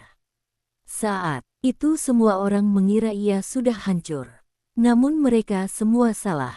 Ia hanya pergi untuk mempersiapkan sesuatu yang lebih besar. Sementara itu di Rian Hotel, Kyu dan pria itu masih berdiri di lobi yang kini hampir kosong. Beberapa staf yang tersisa berusaha bekerja seperti biasa, tetapi mereka jelas masih terganggu oleh kejadian yang baru saja terjadi. Kyu akhirnya memecah keheningan. Ia berkata bahwa ia tidak suka cara Han Cheng melihat ke arah anak-anak tadi. Nada suaranya tegas. Pria itu menoleh padanya. Ekspresinya sedikit melembut ketika melihat kekhawatiran di wajah Kyu. Ia berkata bahwa Han Cheng memang tipe orang yang suka bermain dengan pikiran orang lain. Ia mencoba menakut-nakuti lawannya sebelum benar-benar melakukan sesuatu. Namun Kyu tidak terlihat yakin. Ia berkata bahwa ancaman terhadap perusahaan mungkin adalah bagian dari dunia pria itu. Tetapi anak-anak bukan bagian dari permainan siapapun. Pria itu menatapnya beberapa detik sebelum akhirnya mengangguk pelan. Ia berkata bahwa ia mengerti. Lalu ia memanggil salah satu staf keamanan dan memerintahkan agar pengamanan rumah mereka diperketat mulai hari ini.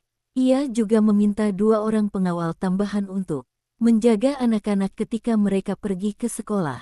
Perintah itu langsung dijalankan tanpa pertanyaan. Kyu melihat semua itu dengan perasaan campur aduk. Dunia yang baru saja ia masuki terasa semakin jauh dari kehidupan sederhana yang dulu ia jalani. Ia menghela napas panjang lalu berkata bahwa sepertinya ia harus mulai membiasakan diri. Dengan semua ini, pria itu tersenyum kecil. Ia berkata bahwa ia sendiri juga masih mencoba membiasakan diri. Namun sebelum mereka sempat melanjutkan percakapan, suara langkah kecil terdengar dari arah tangga. Seng Suyan berlari turun dengan wajah penuh semangat sementara adiknya mengikuti di belakang dengan langkah lebih pelan. Begitu melihat mereka, Seng Suyan langsung berkata bahwa ruang tunggu di lantai atas sangat membosankan. Ia juga berkata bahwa guru mereka pasti sudah mencari mereka sekarang. Kyu langsung memijat pelipisnya dengan lelah. Ia berkata bahwa setelah semua ini selesai, mereka berdua pasti akan mendapatkan hukuman karena kabur dari sekolah. Seng Suyan menggaruk kepalanya dengan canggung, tetapi kemudian ia menoleh ke arah pria itu dan berkata dengan bangga bahwa sekarang semua orang di sekolah pasti akan tahu bahwa ayahnya adalah presiden perusahaan besar. Pria itu tertawa pelan, namun adik perempuan itu tiba-tiba menarik lengan Kyu. Dengan suara kecil yang hampir seperti bisikan, ia berkata bahwa pria tadi menakutkan. Kyu berlutut di depannya dan bertanya apa maksudnya. Anak kecil itu tidak langsung menjawab. Ia hanya berkata bahwa ketika mereka naik ke lantai atas tadi, ia merasa seperti pria itu sedang melihat mereka dari jauh. Padahal saat itu Han Cheng sudah berada di lobi. Kyu mencoba tersenyum untuk menenangkan anak itu, tetapi entah mengapa kata-kata itu membuat hatinya terasa sedikit tidak nyaman. Sementara itu jauh di sisi lain kota, mobil Han Cheng berhenti di depan sebuah gedung kantor yang megah. Ia keluar dari mobil dan berjalan masuk tanpa tergesa.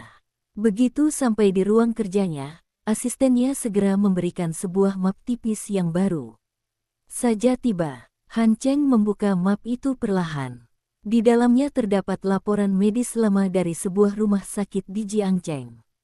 Tanggalnya 6 tahun yang lalu. Di halaman depan laporan itu terdapat nama seorang pasien. Nama Kyu. Han Cheng membaca dokumen itu dengan tenang sebelum akhirnya tertawa pelan. Karena isi laporan itu menyebutkan sesuatu yang sangat menarik. Sesuatu tentang kelahiran seorang bayi yang seharusnya tidak pernah tercatat secara resmi. Han Cheng duduk di kursi kulit besar di ruang kerjanya sambil terus membaca laporan medis yang ada di tangannya.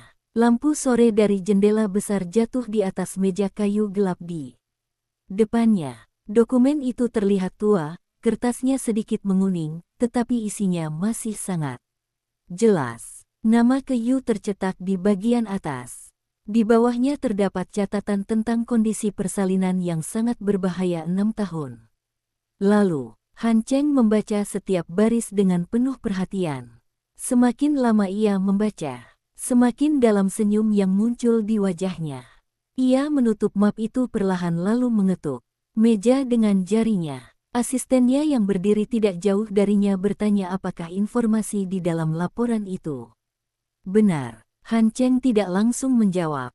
Ia bangkit dari kursinya dan berjalan ke jendela besar yang menghadap seluruh kota Jiangcheng. Gedung-gedung tinggi berdiri seperti papan catur di bawahnya. Ia berkata pelan bahwa beberapa rahasia memang selalu menemukan jalan untuk kembali ke permukaan. Menurut laporan itu, Keyu memang mengalami persalinan yang hampir merenggut nyawanya. 6 tahun lalu, catatan rumah sakit menyebutkan bahwa 2 bayi lahir dalam kondisi kritis karena kekurangan oksigen. Namun yang menarik bukan itu. Yang menarik adalah bahwa dalam dokumen internal rumah sakit terdapat catatan tambahan yang tidak pernah masuk ke laporan resmi. Catatan itu menyebutkan bahwa bayi-bayi tersebut sebenarnya selamat. Han Cheng menutup matanya sejenak seolah sedang menikmati potongan puzzle yang akhirnya mulai tersusun. Ia berkata bahwa sekarang semuanya mulai masuk akal. Anak-anak yang hidup bersama Presiden Rongsheng sekarang. Keyu yang tiba-tiba muncul dalam kehidupan pria itu. Dan pertemuan yang terjadi secara kebetulan. Han Cheng tersenyum tipis. Ia berkata bahwa kebetulan seperti itu hampir tidak pernah benar-benar kebetulan. Sementara itu di Rian Hotel, Keyu dan pria itu akhirnya membawa kedua anak kembali ke mobil untuk pulang ke rumah. Hari itu terlalu kacau untuk melanjutkan pekerjaan dengan tenang. Seng Suyan duduk di kursi belakang sambil terus bercerita tentang betapa hebatnya ayahnya. Ketika semua orang di hotel menundukkan kepala, adiknya duduk diam di sampingnya sambil memegang boneka kecilnya. Keyu duduk di kursi depan, menatap jalan kota yang lewat di depan mobil. Ia masih memikirkan kata-kata Han Cheng. Pria itu jelas mengetahui sesuatu tentang masa lalu mereka. Ia menoleh ke arah pria yang sedang mengemudi di sampingnya. Ia bertanya apakah benar-benar tidak ada sesuatu yang ia sembunyikan tentang 6 tahun yang lalu. Pria itu tidak langsung menjawab. Ia hanya fokus pada jalan di depannya. Beberapa detik kemudian ia berkata bahwa 6 tahun lalu memang terjadi banyak hal yang rumit. Namun satu hal yang ia yakini adalah bahwa kedua anak di kursi belakang adalah anaknya. Keyu menatapnya dengan serius. Ia berkata bahwa itu bukan yang ia maksud. Ia ingin tahu apakah Han Cheng memiliki alasan khusus untuk membicarakan masa lalu mereka. Mobil terus melaju beberapa meter sebelum pria itu akhirnya menjawab. Ia berkata bahwa Han Cheng selalu suka memainkan informasi setengah benar untuk membuat orang lain ragu. Namun sebelum Keyu bisa mengatakan sesuatu lagi, suara kecil dari kursi belakang tiba-tiba memotong percakapan mereka. Adik perempuan itu berbicara dengan suara sangat pelan. Ia berkata bahwa ia merasa pria tadi tidak datang hanya untuk berbicara. Ia merasa pria itu sedang mencari sesuatu. Keyu menoleh ke belakang. Anak itu menatap keluar jendela dengan mata besar yang tenang. Lalu ia berkata sesuatu yang membuat suasana di dalam mobil tiba-tiba sunyi.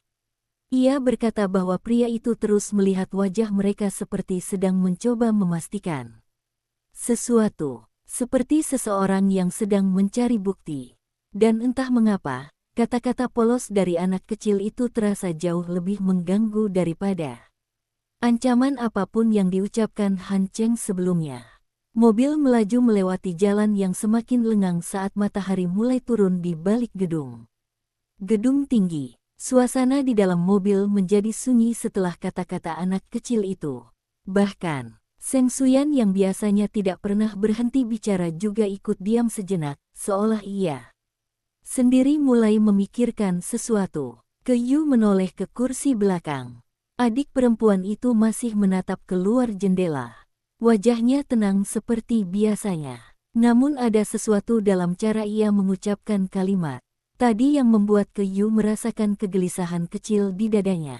Pria yang duduk di kursi pengemudi tetap fokus pada jalan, tetapi pikirannya jelas tidak lagi sepenuhnya pada kemudi. Kata-kata anak itu kembali terngiang di kepalanya. Han Cheng memang memperhatikan mereka terlalu lama. Bukan seperti seseorang yang sekadar ingin menakut-nakuti. Lebih seperti seseorang yang sedang memverifikasi sesuatu. Mobil akhirnya berhenti di depan rumah kecil yang mereka tempati. Rumah itu terlihat sederhana dibandingkan dengan dunia bisnis besar yang baru saja mereka tinggalkan di hotel. Tetapi entah mengapa tempat itu terasa jauh lebih aman. Begitu mereka masuk, Seng Suyan langsung melempar tas sekolahnya ke sofa dan mulai bercerita lagi tentang betapa hebatnya ayahnya di depan semua orang di hotel. Ia bahkan menirukan cara para staf menundukkan kepala, membuat suasana yang tegang sedikit mencair. Kyu menghela napas panjang sambil menuju dapur untuk menyiapkan makan malam. Pria itu berdiri beberapa saat di ruang tamu sebelum akhirnya mengikuti ke dapur. Ia bersandar di pintu sambil memperhatikan Kyu yang sedang mencuci sayuran. Beberapa detik berlalu tanpa kata. Akhirnya Kyu berkata bahwa hari ini terasa seperti mimpi yang aneh. Pagi tadi ia hanya pergi bekerja seperti biasa, dan beberapa jam kemudian seluruh hidupnya terasa berubah. Pria itu tersenyum kecil. Ia berkata bahwa dunia bisnis memang sering seperti itu. Namun Kyu menggeleng. Ia berkata bahwa yang membuatnya tidak nyaman bukan perusahaan atau uang. Yang membuatnya tidak nyaman adalah masa lalu yang tiba-tiba muncul kembali tanpa ia pahami sepenuhnya. Pria itu tidak langsung menjawab. Ia berjalan lebih dekat dan membantu mengambil beberapa piring dari lemari. Beberapa detik kemudian ia berkata bahwa 6 tahun lalu memang ada banyak hal yang tidak diketahui oleh banyak orang. Bahkan oleh dirinya sendiri. Kyu menoleh dengan alis berkerut. Namun sebelum ia sempat bertanya lebih jauh, suara ponsel pria itu tiba-tiba berdering.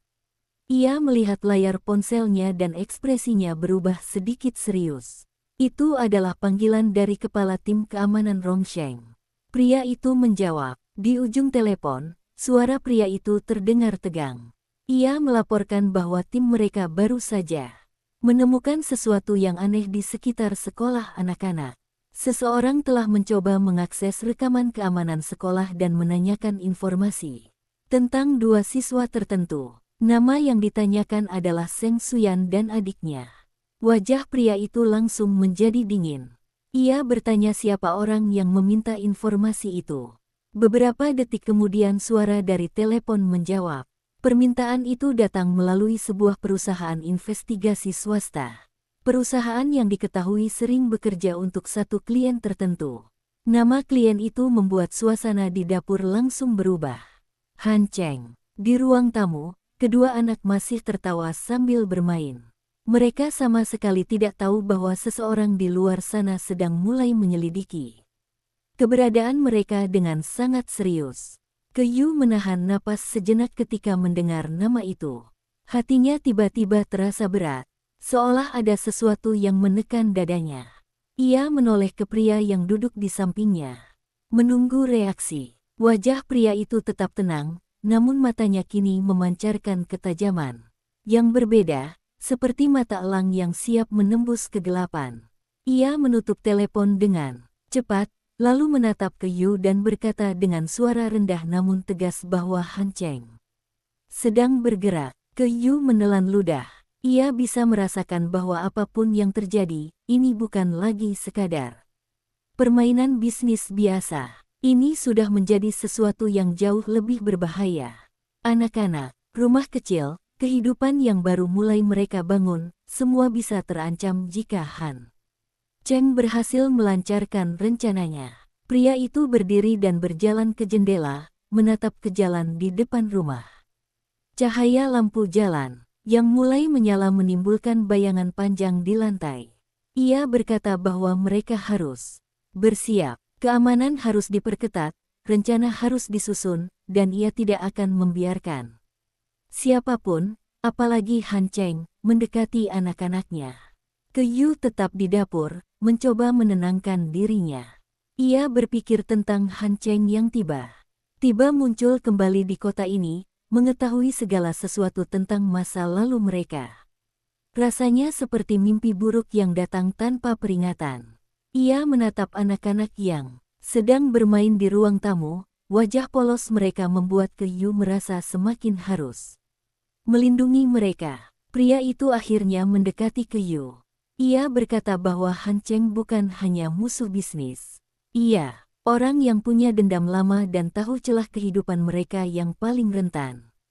Ia menekankan bahwa ini bukan waktu untuk ragu atau marah, ini waktu untuk bertindak dan melindungi orang-orang yang penting. Kyu menatap pria itu dalam-dalam.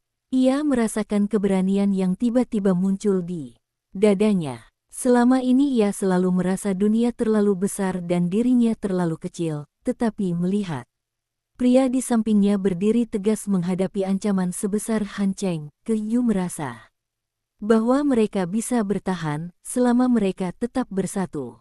Di lantai atas, Seng Suyan dan adiknya masih bermain, tidak menyadari gelombang bahaya yang mulai menyapu dunia mereka. Namun suara langkah kaki ringan terdengar dari lorong. Staf keamanan yang ditugaskan mengawasi rumah itu masuk untuk melaporkan sesuatu. Mereka menemukan indikasi bahwa seseorang mencoba mengamati rumah kecil itu dari kejauhan beberapa jam yang lalu, dan pola pengamatannya sangat terorganisir. Pria itu menatap laporan itu sebentar, lalu menatap Kyu. Ia berkata bahwa Han Cheng sedang mempersiapkan sesuatu yang besar, tapi ia yakin mereka bisa menghadapi apapun jika tetap waspada. Ia menambahkan bahwa langkah pertama adalah memastikan anak-anak tidak bisa dijangkau oleh siapapun dari luar. Segala tindakan preventif harus dilakukan segera. Kyu mengangguk perlahan. Ia tahu malam ini tidak akan tenang. Tapi di balik ketegangan itu, ada perasaan baru yang muncul dalam hatinya, tekad untuk melindungi anak-anaknya. Bersama pria di sampingnya, apapun risiko yang harus mereka hadapi. Di luar rumah kecil itu, bayangan mobil hitam melintas di kejauhan. Seseorang mengamati dengan cermat setiap gerakan di rumah itu, menunggu waktu yang tepat untuk bergerak. Dan jauh di balik bayangan malam Jiangcheng, permainan antara masa lalu dan masa kini baru saja dimulai. Malam semakin larut ketika cahaya lampu jalan memantul di jendela rumah kecil mereka. Yu duduk di ruang tamu sambil menatap kedua anak yang akhirnya tertidur di sofa, selimut tipis menutupi tubuh mungil mereka. Seng Suyan sesekali bergerak dalam tidurnya. Sementara adiknya tetap tenang, wajah polosnya seakan tidak mengetahui gelombang bahaya yang mulai mendekat. Kyu menarik napas dalam-dalam, merasakan ketegangan yang menumpuk di dadanya. Selama ini ia selalu merasa hidupnya berat, tapi malam ini bebannya terasa jauh lebih berat, bukan karena pekerjaan atau rumah tangga, tapi karena ancaman dari masa lalu yang tiba-tiba muncul kembali. Pria di sampingnya berdiri dekat jendela, menatap kegelapan di luar. Matanya tajam, menilai setiap bayangan yang lewat. Ia berkata bahwa Han Cheng jelas tidak hanya datang untuk membeli saham. Ada sesuatu di balik tindakannya yang jauh lebih berbahaya, sesuatu yang bisa mengancam bukan hanya bisnis, tapi juga keselamatan anak-anak mereka. Kyu menatapnya, rasa takut dan kekhawatiran bercampur dengan kekaguman. Pria itu, yang tampak dingin dan keras selama ini, kini menunjukkan sisi yang lain, sisi pelindung, yang siap menghadapi apapun demi keluarga kecil ini. Sementara itu, di luar rumah, bayangan samar mengintai dari kejauhan. Seseorang duduk di mobil hitam, memantau setiap gerakan dari rumah kecil itu. Kamera mini yang dipasang di kaca depan merekam dengan cermat, memastikan bahwa setiap langkah Kyu dan pria itu terekam. Seseorang mengangkat ponsel, mengirimkan video itu secara real-time ke Han Cheng. Senyum tipis muncul di wajah Han Cheng saat ia menonton anak-anak dan orang tua Mereka yang tampak begitu tenang, tanpa menyadari bahwa mereka sedang diamati. Ia tahu, permainan ini baru saja dimulai, dan langkah pertama untuk memancing reaksi mereka sudah berhasil. Di dalam rumah, pria itu akhirnya duduk di sofa dekat ke Yu.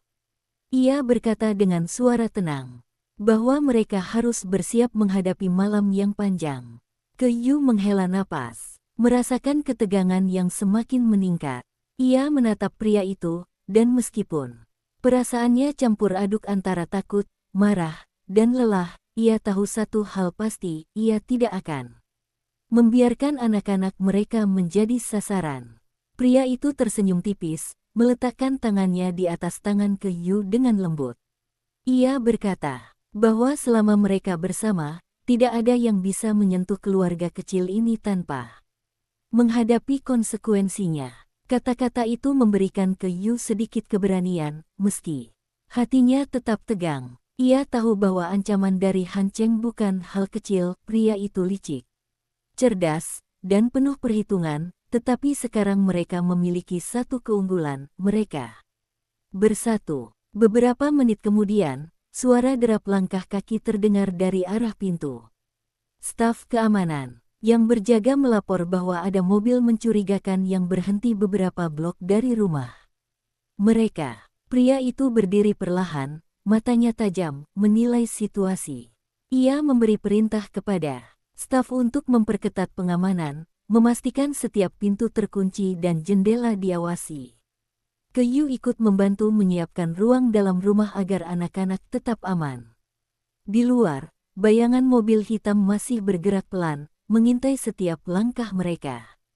Sementara di balik kaca depan, Han Cheng tersenyum puas, mengetahui bahwa langkah pertamanya untuk membuat mereka waspada telah berhasil. Ia tahu, kini satu hal pasti, Yu dan pria itu mulai merasakan tekanan yang sama yang ia rasakan 6 tahun lalu, dan permainan yang sesungguhnya baru saja dimulai. Malam itu semakin gelap, namun lampu-lampu di rumah kecil itu tetap menyala terang, menciptakan kontras yang jelas antara kehangatan di dalam dan ancaman yang mengintai di luar. Yu duduk di sofa, menatap kedua anak yang sudah terlelap dengan mata yang masih terbuka. Ia merasakan jantungnya berdebar kencang, bukan karena mereka lelah, tapi karena bayangan Han Cheng yang kini sudah kembali menghantui hidup mereka. Ia memikirkan semua peristiwa hari itu, insiden di Rian Hotel, ancaman tersembunyi dari Han Cheng, dan kenyataan bahwa anak-anak mereka kini menjadi target. Pria di sampingnya berdiri di jendela, menatap ke jalan yang gelap. Matanya tetap tajam, seolah memindai setiap bayangan yang bergerak di luar. Ia tahu bahwa Han Cheng bukan sekadar pengacau biasa. Pria itu licik, manipulatif, dan tidak kenal belas kasihan. Ia menghela napas panjang, lalu menoleh ke arah Yu, menatapnya dengan ekspresi tenang tetapi penuh makna. Kita harus bersiap. Ini bukan ancaman kecil. Han Cheng tidak akan datang untuk bermain-main, katanya pelan. Yu menatapnya, campuran takut dan marah tersirat di wajahnya.